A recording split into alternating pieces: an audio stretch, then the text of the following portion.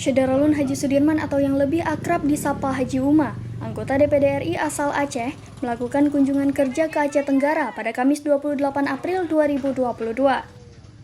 Dalam kunjungan kerja tersebut, Haji Uma menyerap aspirasi Pemda setempat terkait perencanaan pembangunan investasi dan inflasi di Aceh Tenggara.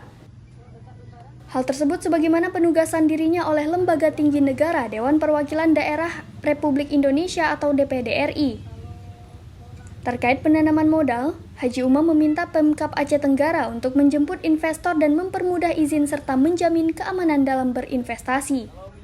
Selain itu, Haji Uma juga mengingatkan Pemkab Aceh Tenggara melakukan pengawasan dan pengendalian terhadap inflasi, apalagi menjelang Hari Raya Idul Fitri, di mana barang-barang kebutuhan pokok sangat memungkinkan terjadinya penimbunan barang dan permainan harga.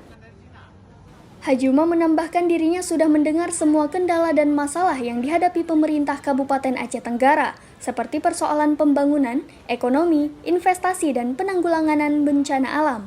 Dirinya berjanji nantinya akan mendukung dan menyuarakan harapan Pemkab Aceh Tenggara melalui menteri terkait bersama anggota DPD RI lainnya yang berasal dari Aceh.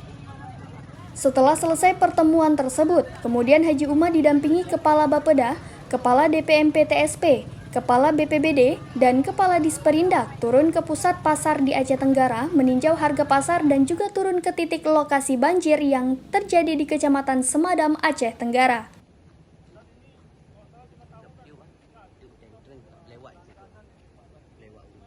Sekarang ini. Yang pertama terkait dengan sistem perencanaan pembangunan nasional. Sinkronisasi antara pembangunan pusat dan daerah supaya terwujud kesejahteraan itu menghantarkan kemakmuran kepada masyarakat. Tentu kita melihat ini agar supaya daerah pun diberikan porsi yang memadai oleh pemerintah karena daerah sudah mengikuti roadmap yang sudah diarahkan oleh pada pemerintah. Yang kedua, investasi dan penanaman modal penting untuk mendongkrak kemakmuran dan ekonomi masyarakat. Bahwa saat ini Aceh diambang kekurangan anggaran, diambang selesainya otonomi khusus. Di tahun 2023 dana otonomi khusus itu hanya tersisa 3,7 triliun dibandingkan dengan 2022 7,1 triliun. Ini akan berkurang terus-menerus dan 2027 nantinya anggaran Aceh, anggaran OSUS itu malah tidak ada lagi. Berpatokan berpijak dengan anggaran DAK dan DAU pada saat ini semuanya yang terrealisasi adalah 14 triliun anggaran Aceh.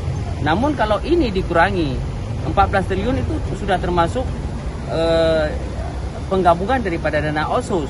Kalau secara logikanya tanpa dana OSUS berarti bisa kita samakan angka kita adalah sekitar 7 triliun. Dengan angka 7 triliun, angka 14 triliun saja begini kehidupan masyarakat yang merupakan nomor 1 termiskin di Sumatera, konon lagi yang memang angka 7 triliun.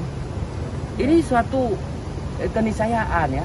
Ini suatu masalah besar, musibah besar bagi kita. Maka di sini saya turun selaku melakukan tugas pengawasan dan nanti kita juga akan menyampaikan kepada kementerian, akan kita panggil kementerian menyangkut dengan sinkronisasi. Itu kita sebagai lembaga Dewan Perwakilan Daerah Republik Indonesia yang selalu menyuarakan aspirasi daerah dan merancang regulasi-regulasi yang itu yang berpotensi untuk kemajuan daerah itu sendiri. Dari Aceh Tenggara, Muhammad Daud, Serang Beyond TV.